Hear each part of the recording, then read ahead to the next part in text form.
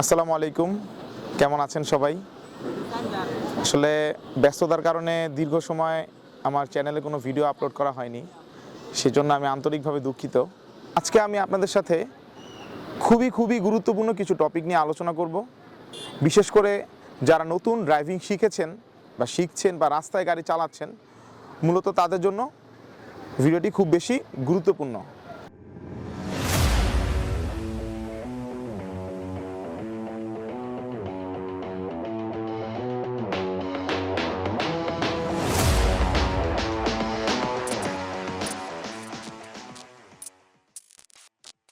Check blind spot. আমরা যখন normally অলিগলিতে গাড়ি চালাবো, সেই সময় আমাদের একটা জিনিস মাথায় রাখতে হবে, সেটা হচ্ছে ব্লাইন্ড স্পট। যেমন দেখেন, সামনে আমি এখন একটি টার্ন করছি, এখানে অবশ্যই সবার আগে হর্ন দিবেন, কারণ বিপরীত পাশ থেকে যে গাড়ি আসছে সেটা কিন্তু এখানে দেখার উপায় নেই। সো হর্ন দিলে বিপরীত পাশের যে গাড়ি, সে বুঝতে পারবে যে অপোজিট সাইড থেকে কোনো গাড়ি আসতেছে। সো আপনি যদি হর্ন না দেন, দেখা যাবে যে হঠাৎ করে দুইটি গাড়ি মুখোমুখি হয়ে গেছে। সো সেই সময় একটা ক্ল্যাশ হতে পারে। সো আমরা যখন এরকম অলিগলিতে চালাবো, বা এটাকে যেহেতু বলতেছি আমরা ব্লাইন্ড স্পট, সো এরকম যে কোনো ব্লাইন্ড স্পটেই আপনি আগে হর্ন দিবেন। Maintain a safe distance. আমরা অনেকেই যখন হাইওয়েতে গাড়ি চালাই বা মেইন রোডে গাড়ি চালাই, তখন খুব সামনের গাড়ি খুব সামনে চলে যায়, বেশি কাছে চলে যায়। আসলে এটা কিন্তু দুর্ঘটনা ঘটার একটি বড় কারণ, যে আপনার সামনের গাড়ির সাথে আপনি ডিস্টেন্স মেনটেন করছেন না। কারণ আপনি যত স্পিড বেশি হবে, তত বেশি ডিস্টেন্স মেনটেন করবেন। সো আমরা অনেক সময় কি করি, এরকম হাই স্পিডে যেয়ে একদম সামনের গাড়ি ঠিক সামনাসামনি যেয়ে কাছাকাছি যেয়ে ব্রেক ধরি। এটা আসলে করা উচিত না, এতে আসলে দুর্ঘটনার ঝুঁকিটা বেশি থাকে। যেমন ধরেন, মিনিমাম একটা ডিস্টেন্স রাখবেন, আপনি স্পিডের উপর ডিপেন্ড করে ডিস্টেন্সটা। যেমন এই যে আমি যদি এখন এই যে চলতেছে, আমি যদি বেশি সামনে চলে যাই এবং সে যদি হঠাৎ হার্ড ব্রেক করে বা কোনো কারণে সামনের গাড়িটা ব্রেক করতেই পারে, তো সেই ক্ষেত্রে আপনি যদি ডিস্টেন্সটা মেনটেন না করেন, দেখা গেছে ও হার্ড ব্রেক করলে আপনি আপনার গাড়ি ধরে রাখতে পারবেন না, একদম মানে ওর পিছনে যেয়ে মেরে দিবেন। সো এরকম কোনো সিচুয়েশনের জন্য না পড়েন, সেই জন্য আপনাকে অবশ্যই একটু ডিস্টেন্স মেনটেন করে চলতে হবে। Overtake safely. ওভারটেকিং, যারা একদম নতুন গাড়ি চালান বা নতুন গাড়ি চালানো শিখেছেন, তাদের মধ্যে একটা কনফিউশন থাকে ওভারটেকিং নিয়ে। সো ওভারটেকিংটাও কিন্তু অনেক ইম্পর্টেন্ট। সময় মতো ওভারটেকিং না করতে পারলে কিন্তু অ্যাক্সিডেন্ট হতে পারে। সো সেক্ষেত্রে আমরা কি করব, প্রথম যখন ওভারটেক করব, যদি রাতে হয় তাহলে লো বিম হাই বিম দিবেন, যেটাকে বলি আমরা আপার টিপার।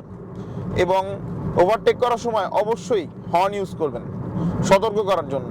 এবং ওভারটেক করার পরে সাথে সাথেই বামে চাপ দিবেন না।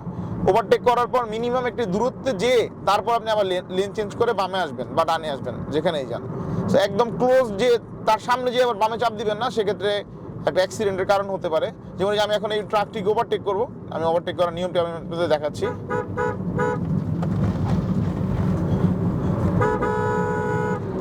হ্যাঁ, এই ওভারটেক করলাম, করার পর আমি আরও সামনে গেলাম, সামনে যাওয়ার পর আমি আস্তে আস্তে বামে চাপলাম।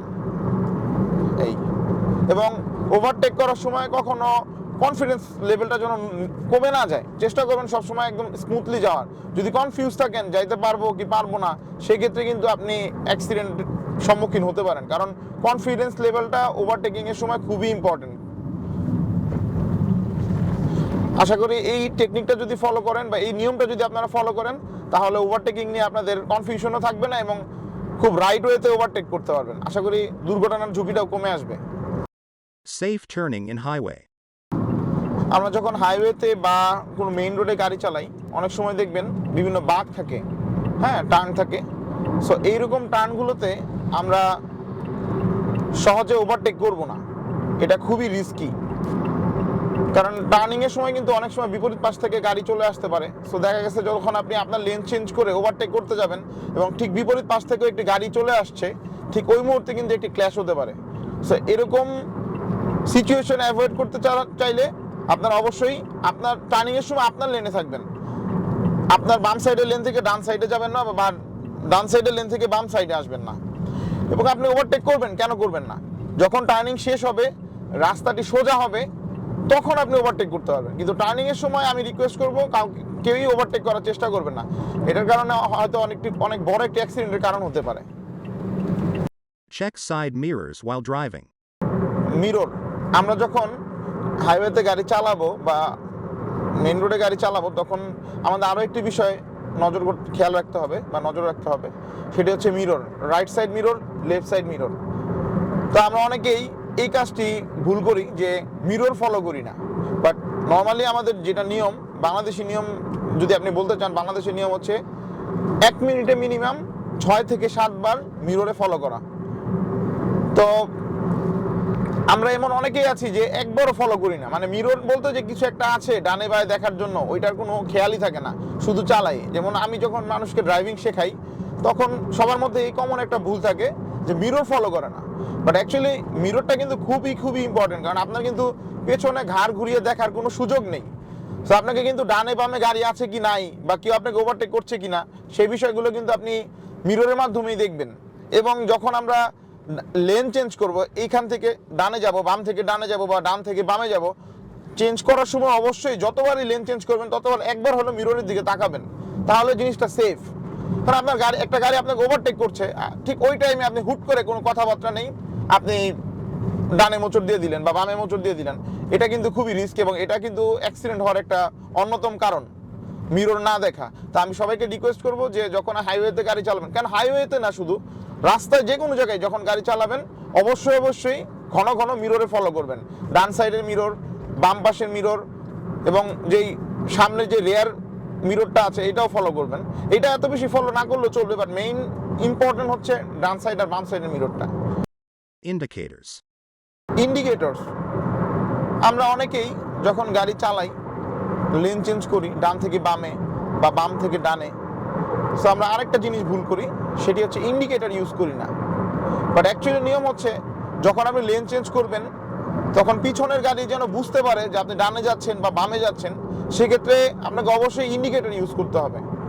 যেমন আপনি ধরেন সোজা যাচ্ছি, আমি এখন ডানে যাব, সো পিছনে তো গাড়ি থাকতে পারে, তো সেও তো আমাকে ওভারটেক করতে চায় বা চাইতে পারে, সো সেক্ষেত্রে দেখা গেছে সেও কেবল স্টেপ নিল আপনাকে ওভারটেক করবো, আপনিও তখন হঠাৎ করে ডানে মোচড় দিলেন, সো তখন কিন্তু একটা ক্ল্যাশ হতে পারে। সো আমরা চেষ্টা করব যখন গাড়িটা ডানে নিব বা বামে নিব আগে ইন্ডিকেটর দেওয়া, ইন্ডিকেটর দিবেন প্রয়োজনে এরকম ডানে গেলেন, আবার ইন্ডিকেটর বামে যাবেন, ইন্ডিকেটর দিলেন বামে গেলেন, তো তাহলে পিছনের গাড়ির বুঝতে সুবিধা হলো যে আপনি কখন ডানে যাবেন বা কখন বামে যাবেন। সো রাস্তায় যখন চালাবেন অবশ্যই মাথায় রাখবেন যেন ইন্ডিকেটরটা আমরা ঠিকঠাকভাবে দেই। Drive straight at higher speeds. আমরা যখন হাই স্পিডে গাড়ি চালাবো 100-র উপরে, যেমন আমার এখন আছে স্পিড 120, তো এইরকম হাই স্পিডে যখন আপনারা গাড়ি চালাবেন তখন চেষ্টা করবেন স্টিয়ারিং জাস্ট সোজা ধরে রাখার, কারণ স্টিয়ারিংটা কিন্তু খুবই সেন্সিটিভ। হ্যাঁ, আপনি যদি একটু ডানে নেন বা বামে নেন, যত স্পিড বাড়বে স্টিয়ারিং কিন্তু তত বেশি হালকা হবে, একটু ডানে নিলেই বামে নিলে দেখবেন অনেক বেশি যাচ্ছে। সো এই জিনিসটা অবশ্যই মাথায় রাখবেন যে স্পিড 100 ক্রস করার পর বা 80-90 হওয়ার পর স্টিয়ারিংটা বেশি মুভ করবেন না, প্রয়োজন ছাড়া মুভ করবেন না। Identifying the direction of wheels by steering. আমি এখন খুব ভালো একটি টপিক দেখাবো বা টেকনিক দেখাবো, সেটা হচ্ছে আপনি গাড়িতে বসে কিভাবে চাকা সোজা করবেন। অনেক সময় আমরা কনফিউজড হয়ে যাই আসলে আমার গাড়ির চাকাটা কোন দিকে, ডান দিকে নাকি বাম দিকে নাকি সোজা আছে।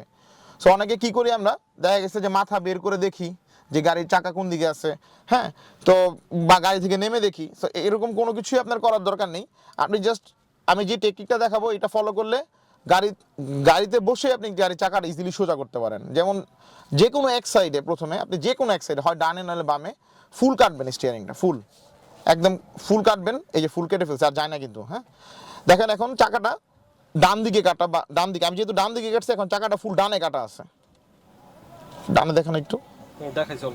হ্যাঁ, তারপর এখন আমি যে কাজটা করব দেখেন, এখান থেকে উল্টা দিকে 1.5 প্যাচ দিব, 1.5 প্যাচ, এই যে ফুল কাটা না, এই হাফ দিলাম, হাফ, এরপর পুরোটা ফুল, এই এখন দেখেন চাকাটা সোজা হয়ে গেছে।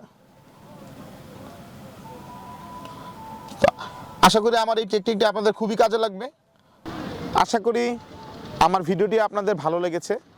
যদি ভালো লেগে থাকে তাহলে অবশ্যই চ্যানেলটি সাবস্ক্রাইব করুন এবং বেল আইকনে ক্লিক করুন। ইনশাআল্লাহ এখন থেকে আমি রেগুলার ভালো টপিকের উপরে ভিডিও আপলোড করার চেষ্টা করব।